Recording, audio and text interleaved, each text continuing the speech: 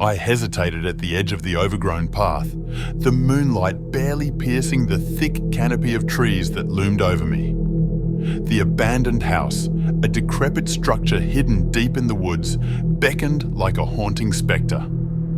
My heart raced as I took my first step forward, drawn by a morbid curiosity I couldn't resist. It had been the talk of our small town for as long as I could remember. They said it was cursed, that anyone who entered never came back the same. But I needed to know the truth. I needed to conquer my fears and prove to myself that there was nothing to be afraid of. The path was choked with weeds and brambles, clawing at my legs as I pressed on. The air grew colder with each step, and the oppressive silence weighed heavily on my chest. The distant hoot of an owl sounded like a mournful cry, warning me to turn back.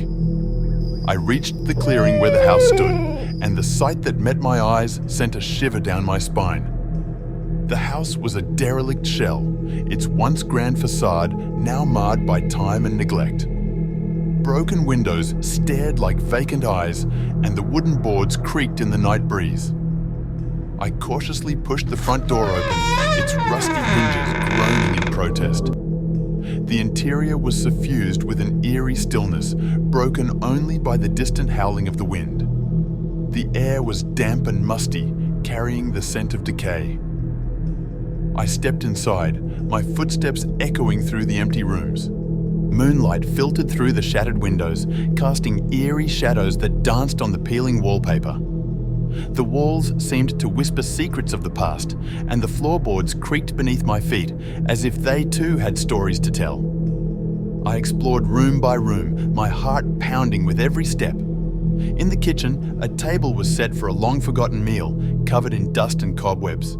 The chairs were askew, as if the diners had fled in haste.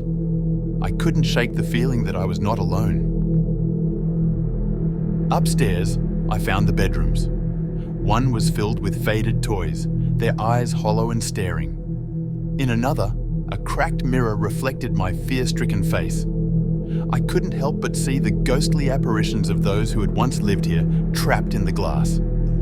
As I continued my exploration, I came upon a room at the end of the hall. The door stood slightly ajar, and a faint light emanated from within. My curiosity got the better of me, and I pushed the door open. The room was unlike any other in the house. It was immaculate, untouched by time's decay. A single candle burned on a small, ornate table in the center of the room. Its flickering flame cast eerie shadows on the walls, and a chill ran down my spine.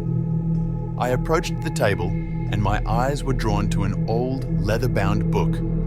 It lay open, its pages filled with strange symbols and arcane drawings. I couldn't decipher the text, but the sense of malevolence it exuded was palpable. As I reached out to touch the book, a voice whispered in the darkness. "You should not be here." I spun around, my heart in my throat. No one was there, yet the voice had been real, chillingly close.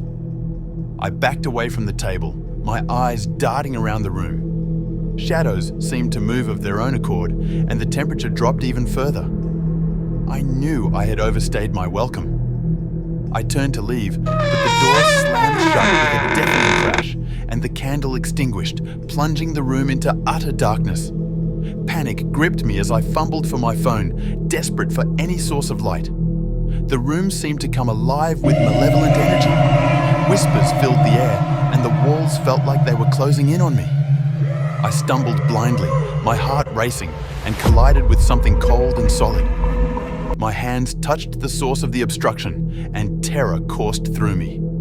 It was a skeletal hand, gripping my arm with a deathly grip.